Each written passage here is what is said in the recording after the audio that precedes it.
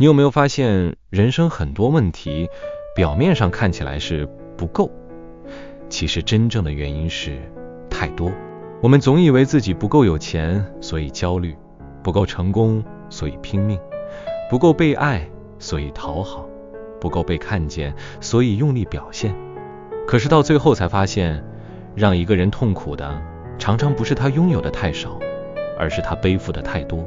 太多欲望让人永远不满足，太多面子让人不敢承认自己累了，太多执着让人明明知道该放手，却还是一直拖，太多人情让人不敢拒绝，太多比较让人把自己的路走成别人的影子。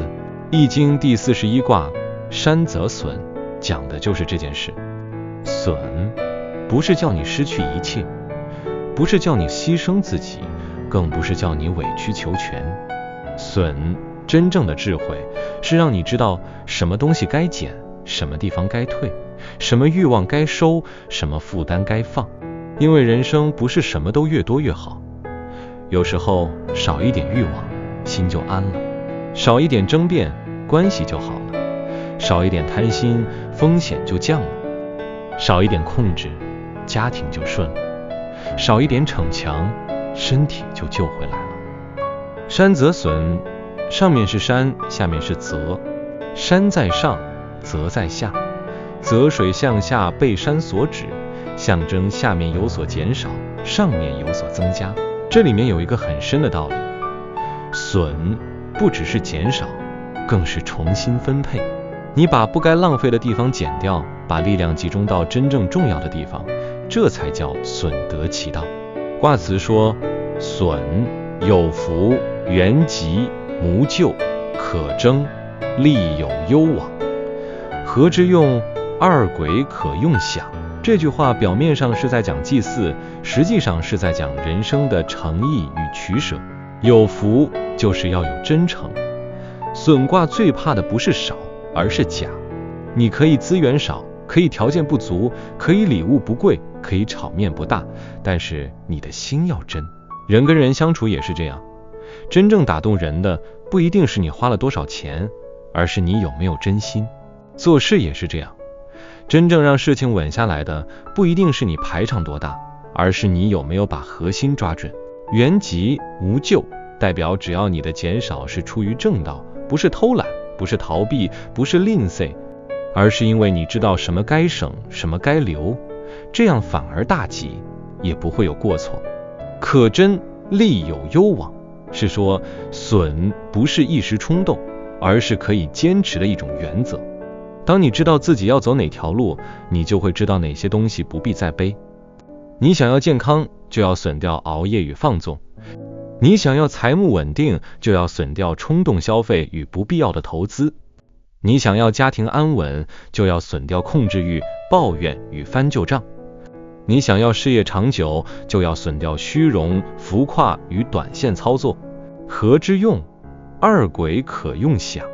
意思是祭祀不一定要很丰盛，两鬼简单的贡品只要诚心也可以献上。这句话非常重要，它告诉我们真正的价值不在形式多大，而在心意是否真实。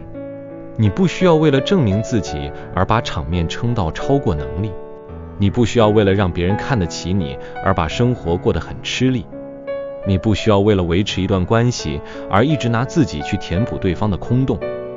山泽损最适合送给现代人，因为我们这个时代太鼓励增加了，要增加收入，增加人脉，增加曝光，增加技能，增加粉丝，增加投资，增加资产。可是很少有人提醒你，如果你不会减少，增加到最后也会变成灾难。收入增加，但欲望也增加，就永远存不到钱。人脉增加，但真心变少，就越来越孤单。工作增加，但休息减少，就把身体拖垮。资讯增加，但判断力减少，就每天被情绪牵着走。选择增加，但定力减少，就永远做不出结果。所以损卦不是消极，而是高级的管理。管理自己的欲望，管理自己的情绪，管理自己的时间，管理自己的关系，管理自己的资源。真正厉害的人，不只是会努力，更知道什么时候该停止；不只是会争取，更知道什么东西不值得再争；不只是会承担，更知道哪些责任其实不该由自己背。大象传说：山下有泽，损；君子以诚愤治欲。山下有泽，就是山在上面，泽在下面。泽水被山限制，不让它泛滥。这就像一个人心里的情绪与欲望，如果没有节制，就会流得到处都是。今天生气就乱讲话，明天想要就乱花钱，后天不甘心就乱决定，最后人生就被自己的冲动拖着走。所以君子看到损卦，就学会2件事：惩愤与治欲。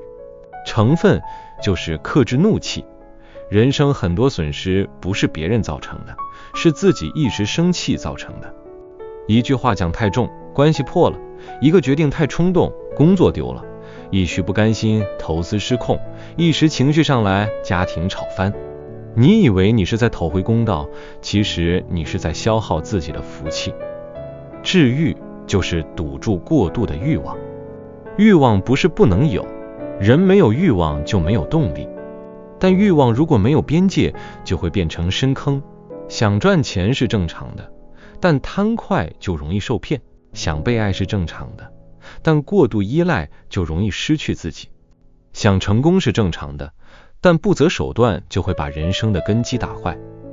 所以损卦给我们第一个建议就是，当你觉得事情快失控时，不要急着增加动作，先减少冲动。少说一句伤人的话，少做一个逞强的决定，少一次不必要的比较，少一笔冲动的花费，少一点想立刻证明自己的念头。很多时候，人生的转机不是来自你多做了什么，而是你终于少做了那件会害你的事。初九爻说：以势传往，无咎，着损之。这一爻讲的是，在该帮忙的时候要赶快去，但要衡量分寸。事情已经到了需要行动的时候，就不要拖延。有人真的遇到困难，你有能力帮，就赶快出手。家庭需要你承担，你就不要推；朋友陷入急难，你能拉一把，就不要冷眼旁观。但是后面又说着损之，意思是要斟酌自己的能力。帮忙不是把自己赔进去，付出不是没有界限。很多人就是卡在这里，他们以为善良就是有求必应，以为爱一个人就是无限牺牲，以为负责任就是什么都自己扛，结果帮到最后，对方不一定感激，自己反而被掏空。初九告诉你，该帮就帮，但要酌量。你可以付出时间，但不能耗尽健康；你可以借钱救急，但不能把自己的生活弄垮；你可以给建议，但不能替别人的人生负全部责任。真正成熟的善良是有分寸的善良。九二爻说：利贞，争凶，弗损益之。这一爻更深，他说守正有力，贸然前进会有凶险，不要轻易减损自己去增加别人，反而要在不损害自己的前提下，让事情自然受益。这很像现实生活中的一种关系，你越讨好，对方越不珍惜；你越退让，对方越得寸进尺；你越怕失去，对方越掌握你的弱点。这时候你以为继续付出可以换来关系变好，其实你是在让自己变得更低。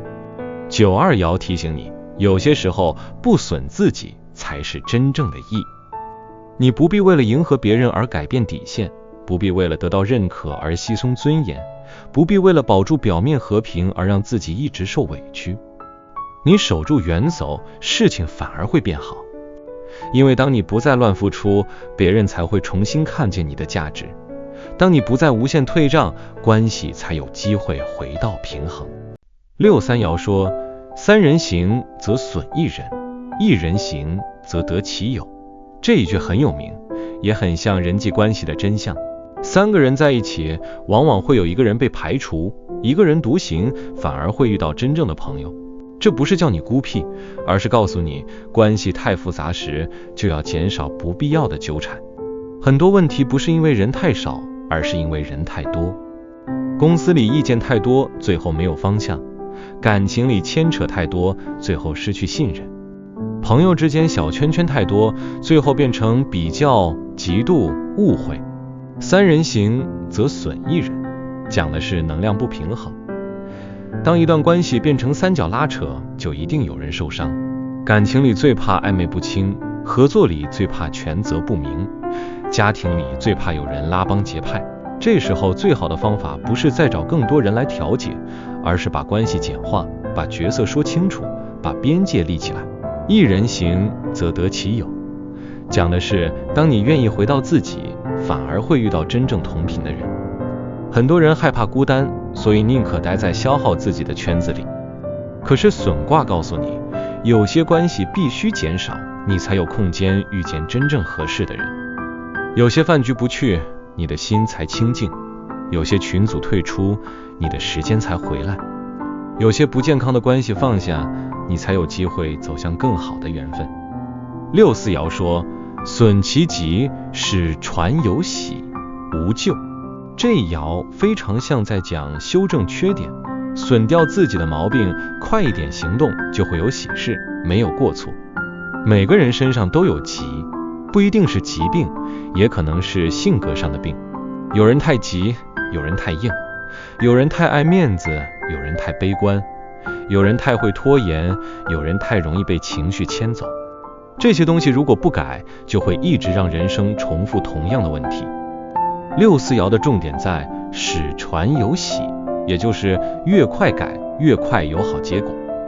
你不要等到身体垮了才开始睡觉，不要等到伴侣心冷了才开始沟通，不要等到钱出问题了才开始记账，不要等到事业崩盘了才承认策略错了。损其吉就是勇敢减少自己的坏习惯，少一点抱怨，多一点行动；少一点拖延，多一点纪律；少一点控制，多一点信任；少一点猜疑，多一点沟通；少一点自我欺骗，多一点面对现实。人生很多好事其实不是等来的，而是你改掉一个毛病之后空出来的。六五爻说，或益之，食朋之归，弗克为原吉。这一爻非常吉，意思是有人来增益你，就算是价值很高的宝龟，也无法违背这样的吉兆，大吉。为什么到了六五，损卦反而出现益？因为当一个人真正懂得减少不该有的东西，真正守住诚意与正道，反而会吸引好的资源来帮助他。这就是损到最后变成益。你减少浮夸，别人开始信任你；你减少贪心，风险开始远离你；你减少情绪化，贵人愿意靠近你；你减少不必要的人际消耗，真正有价值的合作反而出现。六五爻提醒我们，真正的福气不是靠硬抢来的，而是靠德行感召来的。当你把自己修前进，把欲望降下来，把诚意拿出来，把该做的事做好，自然会有人愿意支持你。你不必每天到处求贵人，先让自己成为值得被帮助的人，贵人就容易出现。上九爻说，福损益之，无咎，贞吉，利有攸往，得臣无家。这一爻是损卦最高层次，到了这里，已经不是靠减损别人来增加自己，也不是靠牺牲自己来成全别人，而是达到一种不损而益的境界。福损益之，就是不必再用伤害、牺牲、剥夺的方式来求利益。真正高明的领导者不会让下面的人被榨钱，真正成熟的父母不会用控制孩子来证明自己，真正好的伴侣不会靠压低对方来维持关系，真正有智慧的人不会用别人的痛苦换自己的成功。得臣无家意思很深，可以理解为得到追随者，而不是只顾自己的小家小利。这是一种从个人利益上升到共同利益的境界。当一个人不再只为自己算计，反而能聚集人心；当一个人不再处处占便宜，反而得到信任；当一个人愿意把资源用在对的地方，反而能成就更大的局面。这也是损卦最后给我们的提醒，损的最高境界不是让谁受苦，而是让整体更平衡。该减的是贪欲，不是善意；该减的是浪费，不是必要的支持；该减的是情绪，不是真诚；该减的是私心，不是责任。所以当你在人生中遇到困难，可以用损卦来问自己几个问题。如果你现在财务压力很大，不要只想着怎么赚更多，先看哪里正在漏财，是不是面子消费太多，是不是冲动购物太多，是不是投资太贪快，是不是一直为别人的问题买单。损卦会建议你先止血，再求成长。如果你现在感情不顺，不要只问对方为什么不爱你，先看这段关系里是不是有太多控制，太多猜疑，太多翻旧账，太多委屈讨好。损卦会建议你减少伤人的话，减少情绪勒索，也减少没有底线的付出。关系要长久，不是靠一个人一直牺牲，而是两个人都愿意修正。如果你现在事业卡住，不要只想多开几条路，先看是不是方向太多，计划太乱，合作太杂，承诺太满。损卦会建议你把事情简化，把资源集中，把最重要的事情做好。很多公司不是死在不努力，而是死在什么都想做，最后没有一件做深。如果你现在心很累，不要急着找更多方法填满自己，先减少资讯，减少比较，减少无意义社交，减少对自己的苛责。你可能不是不够努力，而是太久没有让自己安静下来。山泽损真正要讲的不是失去，而是清理。清理掉不必要的，留下真正重要的；清理掉虚假的排场，留下真诚的心；清理掉过度的欲望，留下稳定的力量；清理掉混乱的人际，留下真正的朋友；清理掉自己的毛病，留下更好的自己。人生最难的不是增加，而是承认有些东西该减少。因为增加很有成就感，减少却需要勇气。增加让人觉得自己变强，减少却要面对自己的贪、怕、怒、执着与不安。可是易经告诉我们，懂得损的人最后反而会益。因为你少了负担，就多了自由；少了贪念，就多了安全；少了怨气，就多了福气；少了消耗，就多了力量；少了错的人事物，就多了真正适合你的道路。所以当你看到山泽损，不要害怕损这个字，它不是坏事，它是人生的一次整理。它提醒你，不是所有失去都是灾难，有些失去是老天帮你清出位置；不是所有减少都是退步，有些减少是为了让你走得更稳、更远、更清醒。如果你现在正处在人生某个需要取舍的时刻，也许损卦正在提醒你，不要再硬撑了，不要再什么都想要了，不要再把自己耗在不值得的人事物上了。你真正该做的不是拼命加法，而是勇敢做减法。减掉会伤害你的习惯，减掉消耗你的关系，减掉让你失控的欲望，减掉没有意义的面子，减掉不属于你的责任。当你愿意损掉这些，人生真正的意义才会开始出现。你现在的人生中最需要损掉的是什么？是一段让你疲惫的关系？是一个拖很久的坏习惯？是一种放不下的执着？还是一个明明知道不适合却一直不敢离开的局面？欢迎你在留言区写下来，也许你的一句分享正好会让另一个正在迷惘的人看见自己也该放下的东西。易经山泽损提醒我们，人生真正的成熟不是什么都抓住，而是终于明白放掉不该要的，才能接住真正重要的。